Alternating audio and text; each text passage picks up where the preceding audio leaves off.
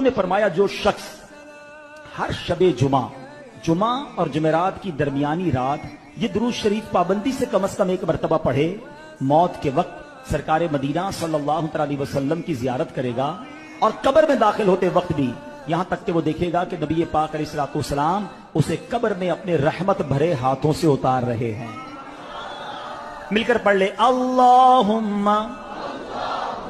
صلی وسلم وبارک علی سیدنا محمد النبی الامی الحبیب العالی القدر